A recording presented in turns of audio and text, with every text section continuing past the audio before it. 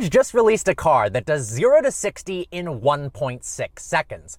Yes, that's right, 1.6 seconds. It's called the Demon 170, and it might just be one of the greatest automotive power moves of all time. The automotive world is going electric. Engines are getting smaller, cars are becoming hybridized, cars are sounding worse. Well, Dodge said F that and came out with the 1,025 horsepower internal combustion car for the final send-off of the Hellcat. So what is the Demon 170? Well, it's the last of the last call Dodges, meant to commemorate and celebrate the departure of the almighty 6.2-liter supercharged V8 with the craziest whine of all time. It's extremely sad to see the Hellcat go and the Demon platform disappear and go all electric, but I'm so glad they've decided to celebrate it in this way. The car makes 1,025 horsepower and 945 pound-feet of torque. And it's not simply a souped-up Demon engine, it's actually a radical overhaul, not just tuning. You've got new pistons, new rods, a larger 3-liter supercharger,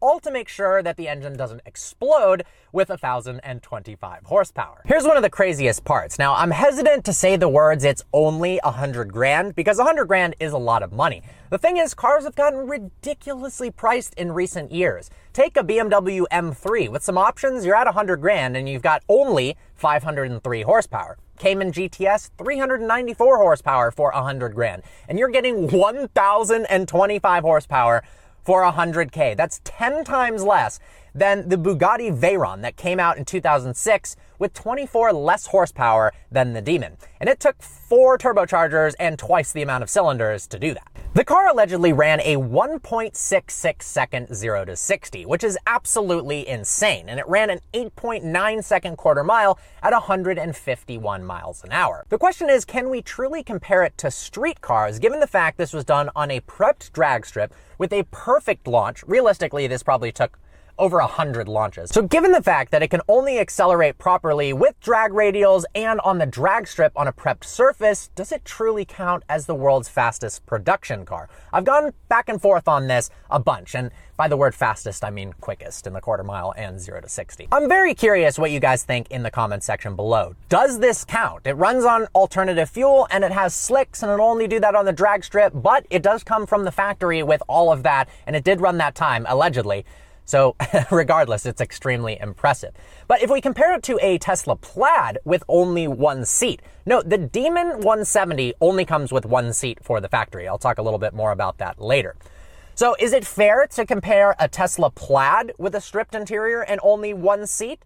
Because that car only has one seat. Although the Plaid didn't come from the factory with one seat, so it's an interesting dilemma.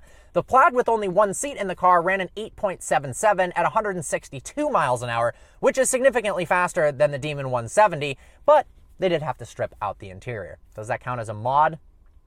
Probably. The car does come ready to run high 8s in the quarter mile from the factory. And the Mickey Thompson ET Streets are road legal tires. And you can get the E85 fuel at many gas stations around the country. The asterisk is due to the fact that 95% of the time on the street, you're likely about to get a 0 to 60 time of 3 to 4 seconds. You need a perfect launch in perfect conditions, perfect weather with tons of prep to actually get that 1.66 second 0 to 60. Just something to note that you may lose to a Porsche Turbo S that's completely stock 9 out of 10 times because that launches perfectly time after time after time due to its all-wheel drive nature. The second asterisk is really interesting. The Demon 170 only makes 1,025 horsepower when it's running on E85 fuel. It makes 900 horsepower when it's running on 91 octane, which every other production car, their power levels are measured at 91 octane. So is it fair to compare the Demon 170 to a McLaren 765 LT that has a slight tune so it can accept E85 fuel?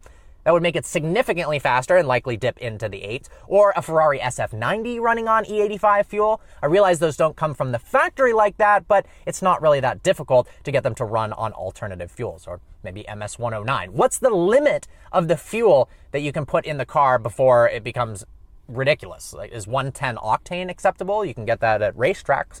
I'm not sure. Now, the Demon 170 name comes from the fact that 170 proof alcohol is 85%, hence E85.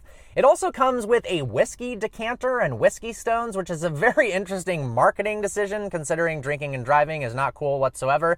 Not quite sure why they did that. But you can buy a parachute directly from Dodge and put it on your street car. I don't know about the legality of that. Can you have a parachute on the back of your street car on the street? Let me know. Now, I do love the car, but no car is perfect, so here are 5 things I hate about the Demon 170. First up, the car comes with only one cloth seat from the factory. Now, that would be fine if, like the old Demon, you just add in the rest of the seats for $1 or free. Well, now, to get a second seat so you can drive the car with a passenger like every other vehicle other than a BAC Mono or Formula 1 car, it's $2,000.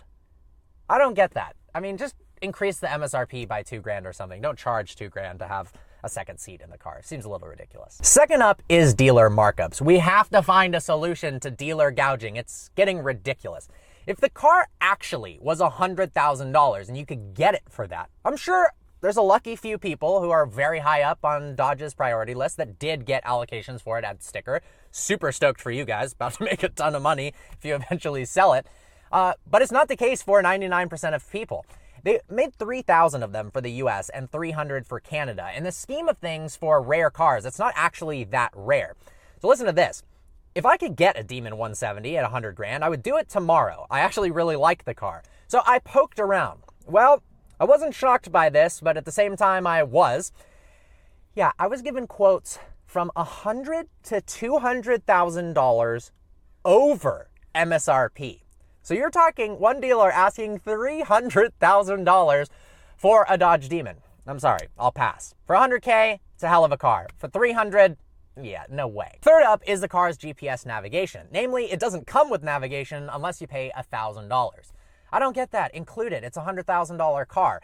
In today's day and age, you can buy an iPhone for $1,000. It has GPS and it does 10,000 other things. So charging $1,000 for a GPS system that you probably will never use and doesn't have great graphics seems a little ridiculous. Fourth up is you'll never actually be able to prove how fast the car is on the street. I drove the Dodge Demon, the previous generation, and absolutely loved it, but I tried to launch it on the road, and after maybe 10 different launch attempts at different RPMs, I think the fastest 0 to 60 I got was 3.9 seconds, which is not even close to how fast it can actually go. Realistically, without slicks on a prepped surface, the only time you're going to be able to prove dominance in the Demon 170 is maybe a 60 roll on the highway in Mexico. Obviously, it's probably not the best idea, but I would definitely like to see some 60 rolls with Demon 170s. Last up is the fact they only made it as a Challenger. Now, I get it, it's a drag car, but how cool would it have been if they made a Demon 170 variant of the Charger? I love the way the Charger looks better, it's more practical, and it only weighs about 70, 80 pounds more. They probably could have taken some of that weight out to make them identical. That would be the coolest ICE daily driver ever. Got the same horsepower as a Plaid, except it's internal combustion engine, thereby default it's cooler, and it would have 4 seats. I wish they had done that. I imagine it's too late at this point, and this is the final last call of the last call of the last call. But if there's still room, please add a Charger Demon 170. That would be sick. Well, guys, there you have it. Everything you need to know about the Demon 170 and 5 things I hate about it. I hope you enjoyed today's video. Like always, please browse the channel and subscribe. I look forward to seeing you next video.